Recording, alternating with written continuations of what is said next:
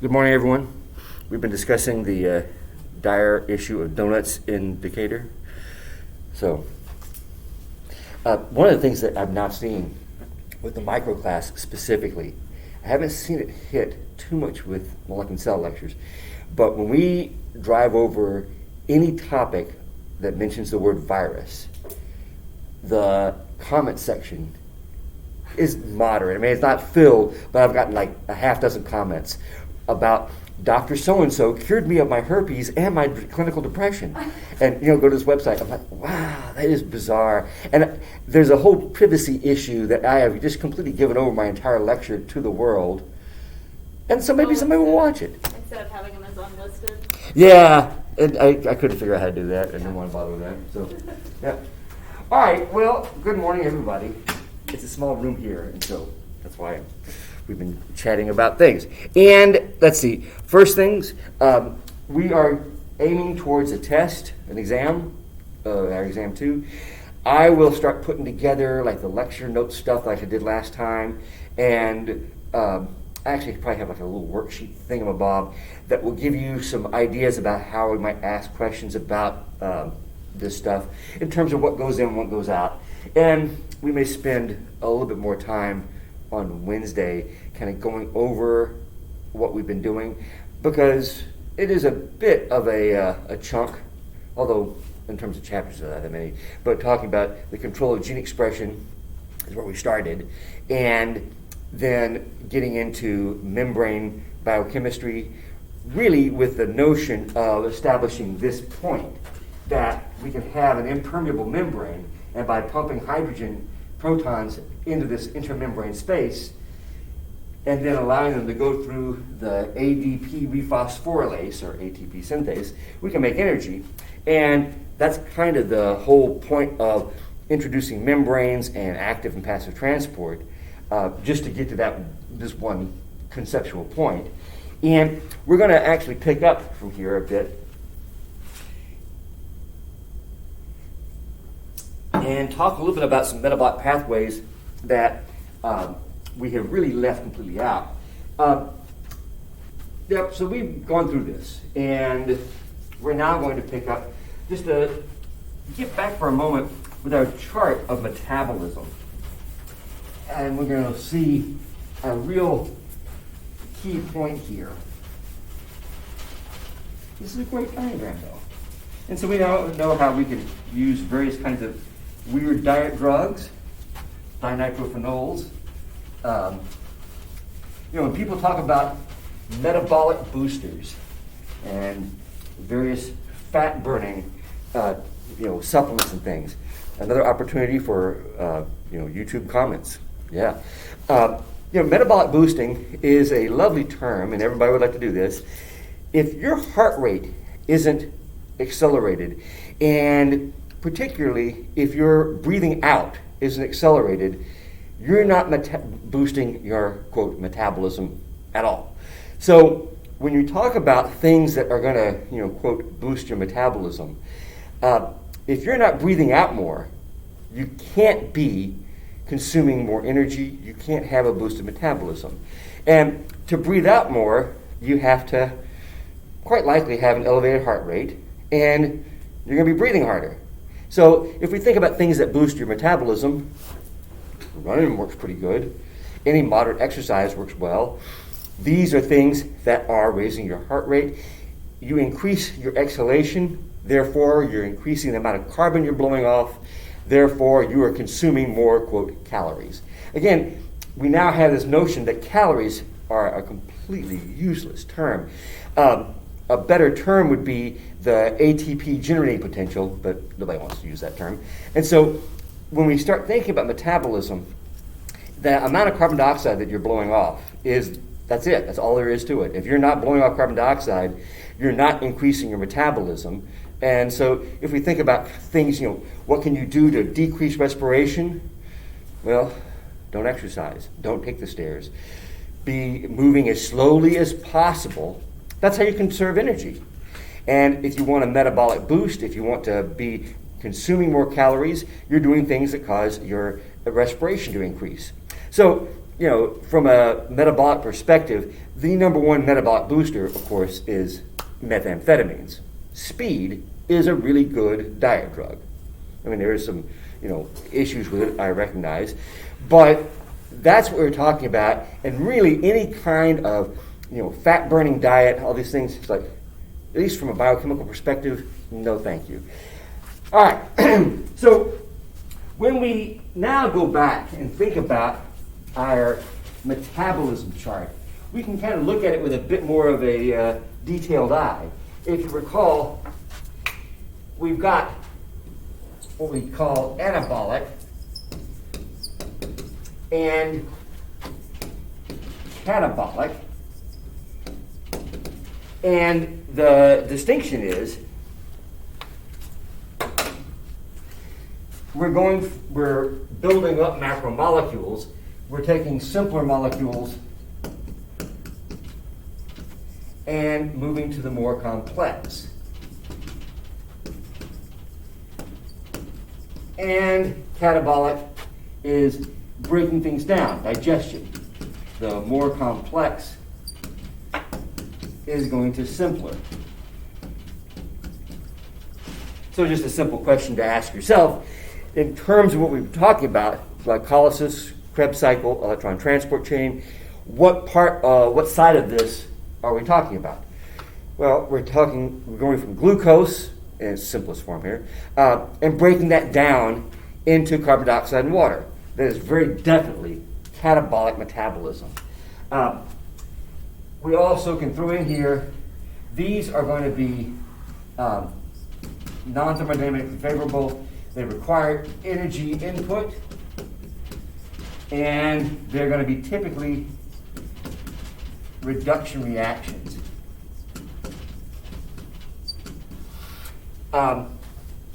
This side, they're going to be a net energy output, energy release. And if we're not careful, that could just be heat. But if we are thoughtful, we can generate more nucleotide triphosphate. And these are going to be typically oxidation reactions. So, we've been going through this side a lot. Now, like when we were talking about protein synthesis, that is a classic anabolic type pathway. And if you recall back when we were talking about gene regulation, we mentioned the fact that protein synthesis is very much an energy hog. I mean, it uses a lot of ATP. You have to use ATP to construct and biosynthesize the amino acids. There's an ATP being used to couple the amino acid to the tRNA. You don't really see it in the pathway, but there's a GTP that is being used every time you link two amino acids together. So making the amino acid polymer, making proteins, is a pretty energy-intensive process. Consequently, bacteria are fairly careful about not turning on a gene and producing a protein unless they absolutely need it. So that is one example. A more sort of thorough example of anabolic metabolism is, in fact, photosynthesis. And as we're going to see, this is what kind of drives the whole show here in terms of life on our planet. And photosynthesis is something that, there are bacteria that can carry this out. There are algae that can carry this out. We're going to be limiting our discussion primarily to terrestrial plants and the chloroplast, but still photosynthesis is a biochemical pathway that a lot of organisms can use. And with photosynthesis, what we're going to do is take carbon dioxide and water and generate glucose and oxygen. So if we think about what we need for photosynthesis, we're going to need to hit these points here. First, we're going to need an energy source, and spoiler alert, that's going to be in the form of electromagnetic radiation or light. we're going to need an electron source because we're going to be carrying out reduction reactions. Reduction reactions mean that we're going to be adding electrons to molecules.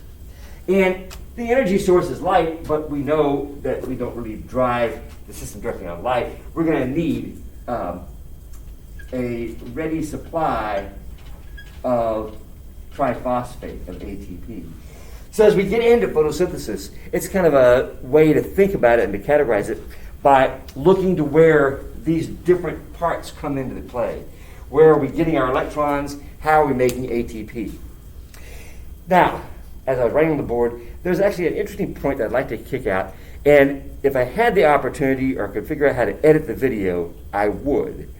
But, because before I jumped into photosynthesis, I wanted to take just a moment to tell you, the TV audience, and so really, this is bad lecture, no coffee for you today. I jumped ahead. I missed a point that I want to talk about, and it has to do with the Krebs cycle metabolism thing. So, yeah, scroll your notes back up and put it here.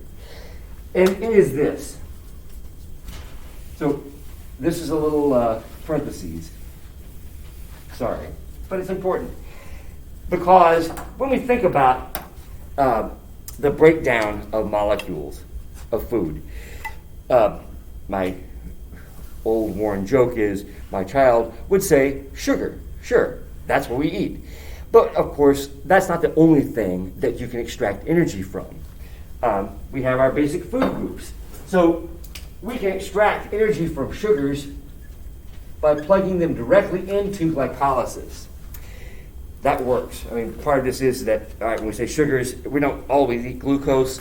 You might be eating starches, carbohydrate, which, face it, they are glucose polymers, and they begin digesting and breaking down to glucose monomers in your mouth.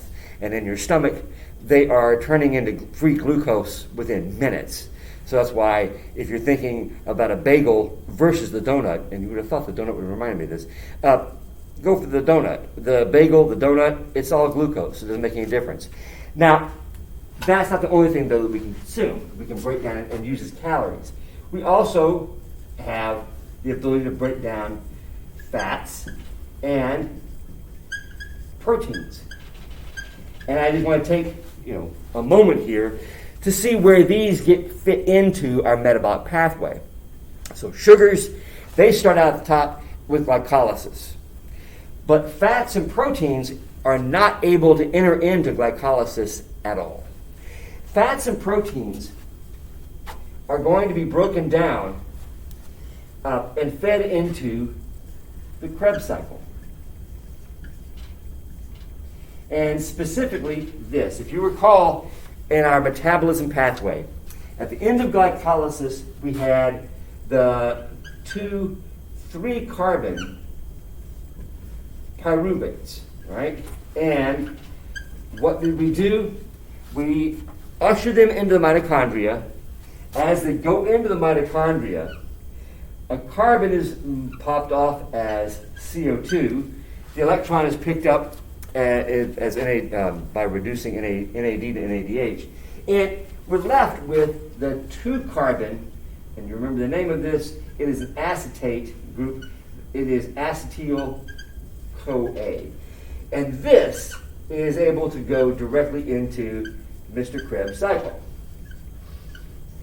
All right, so that really, if you think about it, starting out with glucose and going into glycolysis, you make 2 ATP. You don't really kick out any carbons, as CO2, and so you don't really have a lot of energy being extracted in glycolysis. The one advantage glycolysis has is we can carry that out without oxygen. We can carry out fermentation and make a little bit of ATP with the food. And for us, as we've been talking about, that doesn't do you a whole lot of good, but for the last 30 seconds while you're running or something, you might be able to extract a little bit of ATP. Regardless, you're not missing a lot. The main energy extraction comes in the Krebs cycle, where we're reducing all these electron receptors, And that's where the bulk of the carbon's been dumped out, is carbon dioxide. So, what we do in order to break down fats and proteins is this. Fats are broken down, and you can get into this biochemistry, but it is something known as beta oxidation. And then if you recall our fat molecule of the carboxylic acid and then the 12, 18, whatever carbons, there's a lot of carbon in fat. And you begin breaking it down, starting at the non-carboxylic acid end. 2 carbons at a time. You pop 2 carbons off in this beta oxidation, and those 2 carbons get fed in and become acetyl-CoA. So that's how you begin breaking down fats. And if you think about that, there's a lot of carbon in fats, and so they are a very high-calorie, a high-carbon food. I mean, you can breathe out a lot of carbon dioxide with a very dense amount of fat. So, if you're in a survival situation, fat is what you need for high calories. Or if you're trekking about in the North Pole or the South Pole, eating pixie stick diet is probably not great. Fats are going to be a better source of intense calories. You can carry a lot more with it. All right, so that's fats.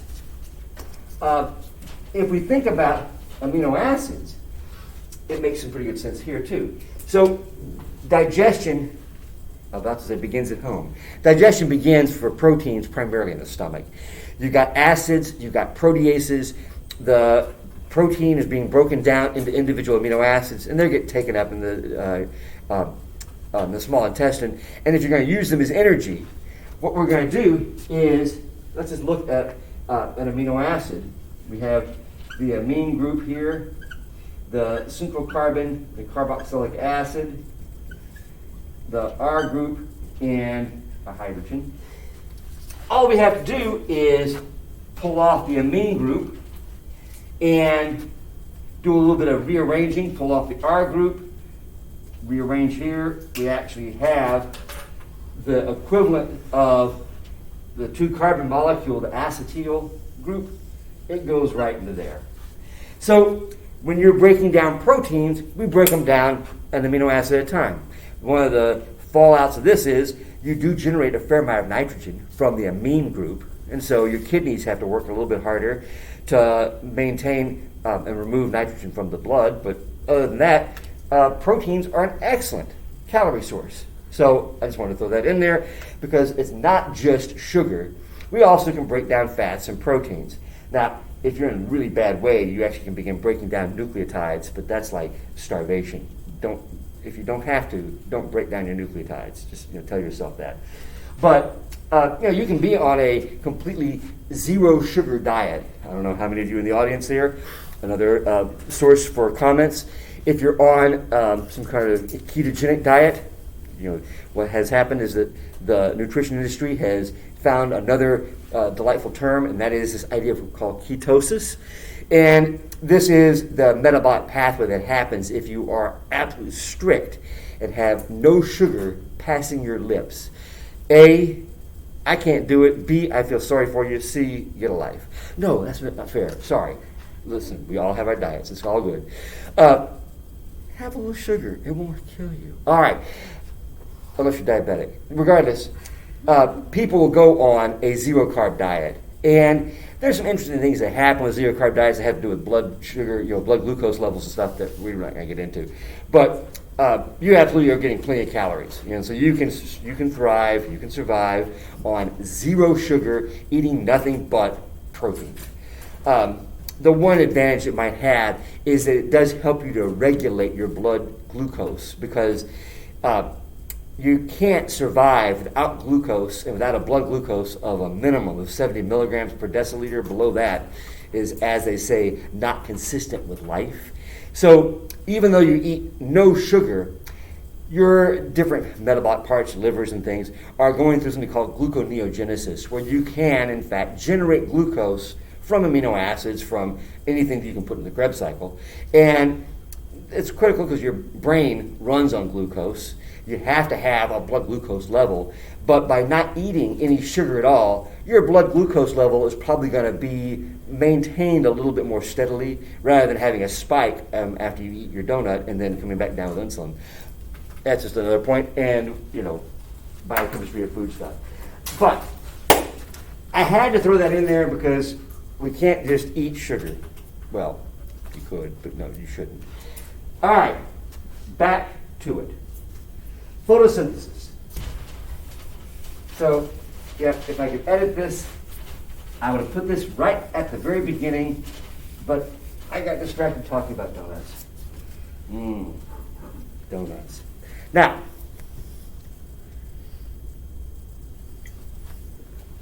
photosynthesis is happening in the chloroplast. And there's a lot here going on, but we're going to kind of simplify this and look at photosynthesis from a fairly basic pathway system. Now, for photosynthesis to occur, we have to have light. So light is in fact a form of energy, light. I'm using green because it's photosynthesis. Light, of course, is the visible portion of what's known as the electromagnetic spectrum. And we can philosophically wander off on this, and I won't for too much, but it is a weird thing to think about. The electromagnetic spectrum is a way of looking at energy in the form of light, and because of the unique properties of the material that is light, photons, there is the dual wave idea. Depending on how you do the experiment, you can look at light from two different ways. It can either be a wave, and we have shorter wavelengths or higher energy, and longer wavelengths or lower energy. Or we can think about light as the particle known as the photon, and we have high energy photons and lower energy photons. But regardless, light is a form of energy. The electromagnetic spectrum goes from way over here, looking very small, things like cosmic rays and gamma rays, to X-rays, and then we go for a ways. We get into ultraviolet light, which is, in nanometers wavelength is how I kind of keep up with my light. 260 nanometers is the wavelength of light that we're looking at to measure DNA concentrations and stuff. We then get into the range of the electromagnetic spectrum that we know as visible light, which again is an interesting little thought to consider, is that visible light is that narrow range of the electromagnetic spectrum that we can see. It has to do with the energy hitting specific photoreceptors in your eyeball. And there is electromagnetic radiation that is colors, if you want to think of it, all around us. But there's only a very limited range of the electromagnetic spectrum that we actually can see, which is really kind of sad because there's a lot happening and we just can't see it. So we got visible light that, depending on how you want to couch it, 300 nanometers or so. I'm just kind of pulling this over off the top of my head, so don't fact check me too hard. This is going to be, what you think of as a black light, really purple. And then we go up here to around 700 nanometers, maybe a little bit further out. And this is going to be sort of a dark blood red. And this is the range that we can see. And you then keep on going out here, you get further wavelength, longer wavelengths. We're in what's known as the infrared spectrum. And then, after a while, we get into radio waves. And really, there's a whole range of radio frequencies, particularly what are known, they call it shortwave, but they ain't. Shortwave radios, which you all have one in your pocket in your cell phone, they're using wavelengths sometimes of 5 meters is a standard wavelength for a range of shortwave radios. Cell phones are running on something around that. And if you had the ability to kind of tune your eyeball to different parts of the electromagnetic spectrum, you would see that when you turn your phone on, it'd be like turning on a flashlight. I mean, it is this massive blast of electromagnetic radiation. And while nobody would, at least willingly, take an X-ray machine and turn it on and put it next to your head, maybe for the dentist's office, but for a brief moment, and then, hey, you took X-rays last year, let's not do it again. But we think nothing of taking a cell phone and turning on and putting it next to our head and having this massive blast of electromagnetic radiation, because really long wavelength doesn't have that much energy into it, and so it's not going to bother us. All right, so light is energy, and plants are working with sunlight.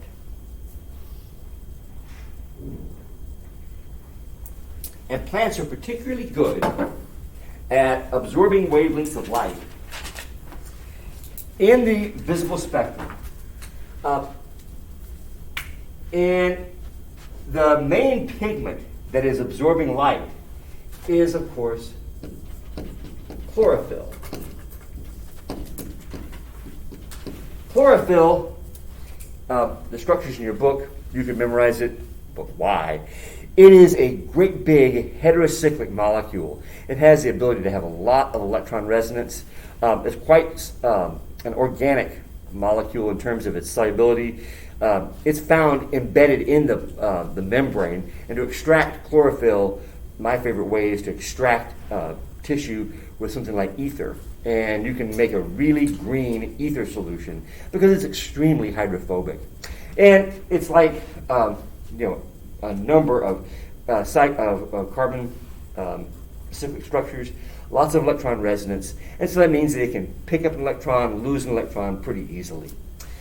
Chlorophyll absorbs light, specifically in the blue range of things, which there are some blue light effects, but the primary wavelength that's involved in carrying out photosynthesis is over here on the red side.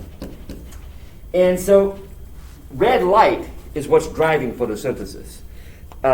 This is a little aside. Chlorophyll being intensely green, that is the wavelength that it does not absorb. It's reflecting that light. That's why chlorophyll looks green. And so if you want to play a mean trick on your plants, you would place them into a green light environment. For plants, green light is basically the same as being in a pitch black room.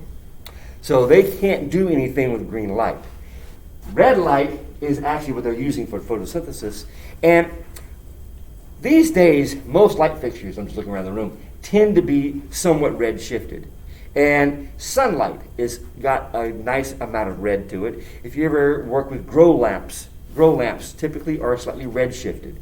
People look better under red shifted light. There's nothing worse than standing in a room with the blue light shifted fluorescent tubes, and happily most of the fluorescent lights these days tend to be a bit more red shifted. But there's the warmth of light that you can, you get LEDs these days that have different color temperatures, and there's nothing worse than having a blue shifted light in the bathroom because it makes you look really bad. And having a red shifted light makes you feel a lot better. You look better, you're happier. We respond to that red spectrum a lot better. So, people do actual light therapy and things, and it's the red light wavelengths that are really good for us. Regardless, chloroplasts and chlorophyll are working with red light. So now,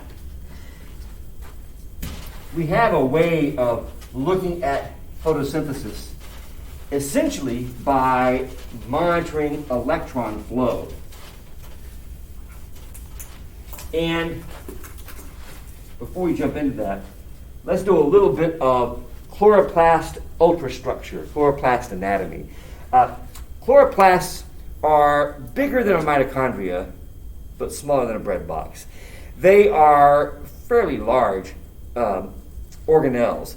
They actually have a lot in common with mitochondria. They have their own circular DNA. They probably, the endosymbiotic model or hypothesis of their evolution holds the same with mitochondria, as they got sucked up by what becomes a eukaryote. And so they've got additionally some compartments as well. So the chloroplast, a pretty big burrito here, and then inside it, rather than having the zigzaggy infoldings in the mitochondria, we have these stacks of membrane. And they are interconnected, but these look like pancakes, stacks of pancakes. And these stacks are known as, individually, as grana. An entire stack is known as a thylakoid. And mainly, these might be good crossword puzzle vocabularies, but other than that, really. The stuff that they're floating in is referred to as the stroma, and it's equivalent to the intermembrane space, actually. I always keep in mind that the thylakoids look like pancakes, and then the stroma is the syrup. So that's how I know stroma and thylakoid, so you just memorize those terms. All right. Now, photosynthesis is happening on the membranes in the thylakoid stacks. And, as we're about to see, there's a proton pumping mechanism that's going to be used to generate ATP. Instead of pumping the protons out, plants are pumping, or chloroplasts are pumping protons in. And so we're going to make ATP using a proton gradient, but this time, instead of being in the intermembrane space and moving into the matrix along with its gradient to make ATP, we're going to be pumping them into the lumen of the individual grana, and then coming back out is how they make ATP, but it's pretty much the exact same mechanism. So, let's look at electron flow as a way of breaking this apart. So, this is something that is known as the photosynthetic Z-scheme. And I think it's still called the Z-scheme. It's actually not a Z, it's more of an N, because we're going to turn the Z on its side, but you'll see. We have an electron in a molecule of chlorophyll. So here is the little electron. This is a molecule of chlorophyll. Very accurate here. This molecule of chlorophyll is in the membrane, and it's actually surrounded by a whole range of different pigments. You know, if you ever see the lovely autumn colors, where you got oranges and yellows and reds. These are a range of pigments that are present in the plant. They're in the leaves all the time. It's just that the chlorophyll is so dark green, you don't see these other colors until the chlorophyll starts getting pulled back out as the leaves are about to fall. And these antenna pigments are helping to kind of funnel the light into the chlorophyll, what's known as the reaction center. Regardless, we have chlorophyll here. We're going to have a photon of light at around 700 nanometers or so. Red light strikes chlorophyll. Chlorophyll is an interesting molecule in that when it absorbs light, it kicks an electron into a higher energy state. So we absorb light, this electron gets a ride up, in its energy state. Now, I will just tell you that if you have purified chlorophyll and you don't have all the other proteins around it, the different kinds of electron transport chain proteins, you can shine UV light onto chlorophyll, it will go up into a higher energy state and then decay back down. And that energy is given off partly as heat, but also partly as a photon of a lower energy. And so it's actually a pretty cool little phenomenon where you can take chlorophyll, shine a high energy light onto it, and the chlorophyll will actually fluoresce red. And that's sort of a standard thing of fluorescence, is you've got a higher energy emissions hitting it, and then a lower, or higher energy excitation, and then lower energy emissions coming out. And that works really well. All right, so in the wild, the plant is absorbing red light. The electron goes into a higher energy state. This electron is actually going to get picked up by components of what look very much like an electron transport chain. And so the electron, just in the same way that the electron was passed from the different complexes in the mitochondria, the electron is passed to different complexes in essentially an electron transport chain. And that, of course, is where we're going to have ATP synthesis. So the electron transport chain here is passing an electron from one carrier to the next. Each one is kicking a proton actually into the thylakoid. And we accumulate protons this way, hydrogen ions, and we can make ATP this way. So the electron now finds itself in another chlorophyll molecule. This chlorophyll molecule is able to absorb another photon of light. Again, don't fact check me. It's red and a little bit longer wavelength, but that's not really all that critical. And the electron now goes up in a higher energy state. And here it can do two things. It can either get picked up by an oxidized electron acceptor. It is a phosphorylated form of NAD known as NADP. And the electron can make its way there, and we end up creating the reduced electron acceptor NADPH. That's one thing it can do. But the electron can also cycle back over here through the electron transport chain and just make more ATP. This is something that is known as cyclic photophosphorylation. And no, you don't need to even write that down, although it's quite alliterative. I love that. The cyclic photophosphorylation.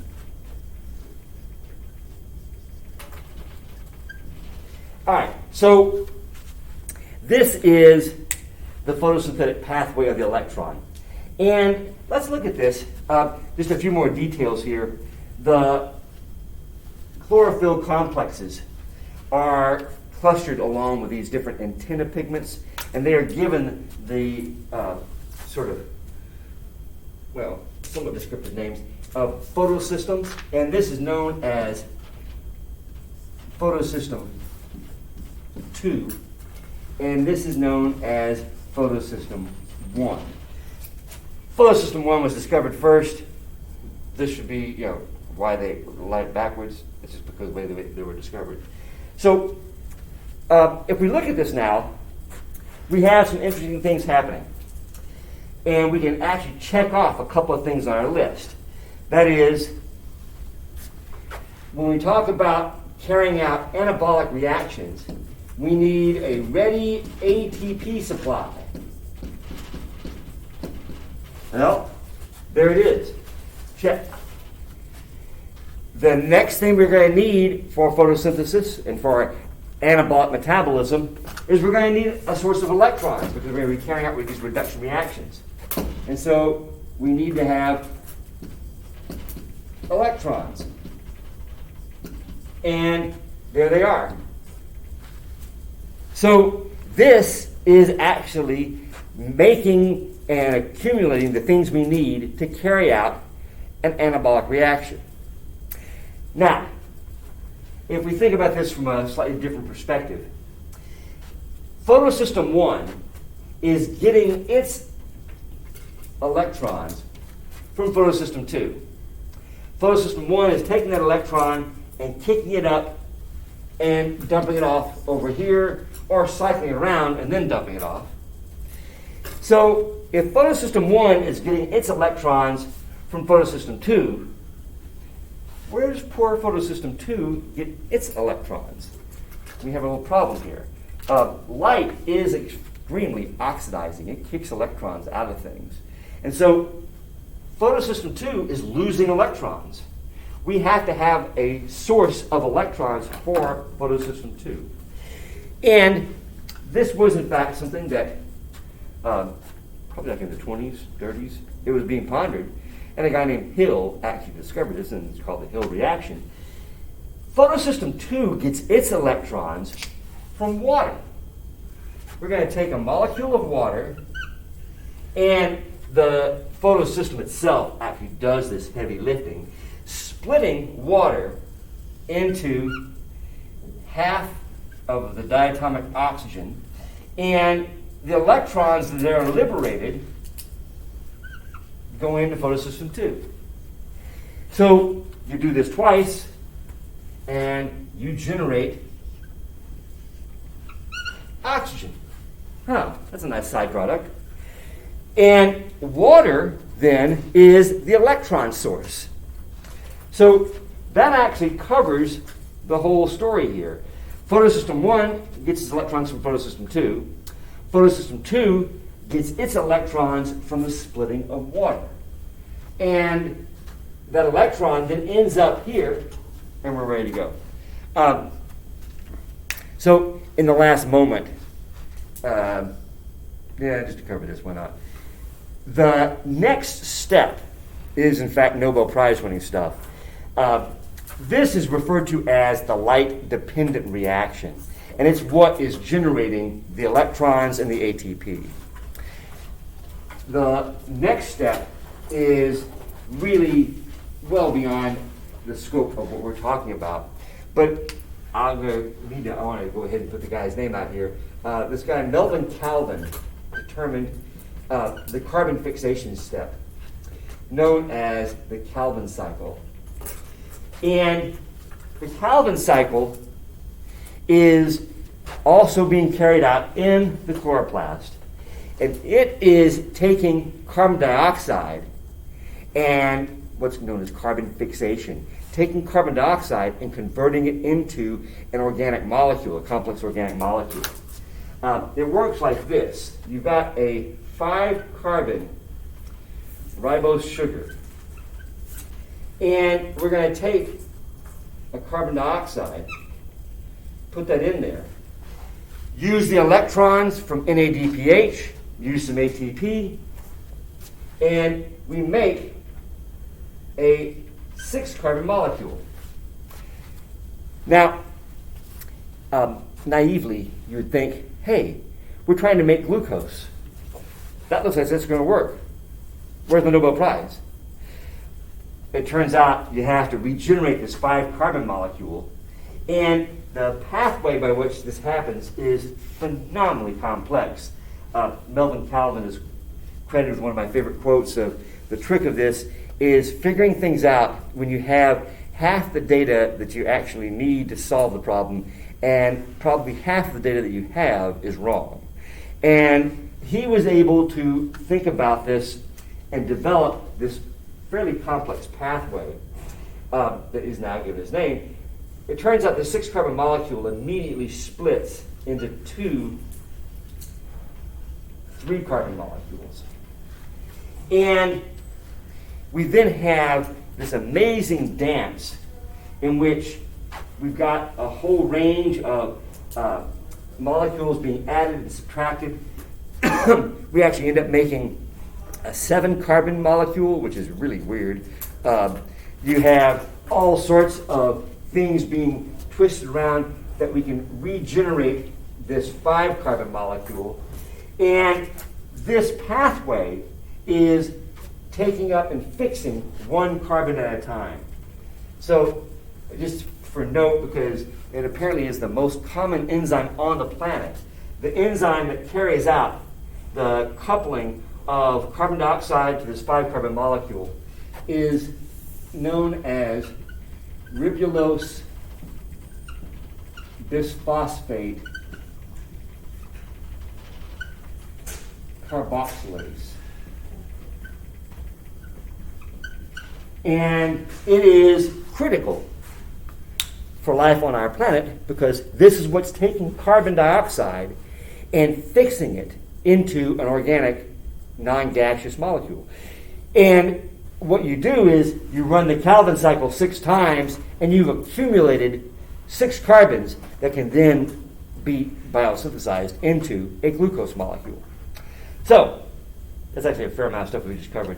We'll pick back up on it and review a little bit of it on Wednesday and see where we stand, but that's enough for now.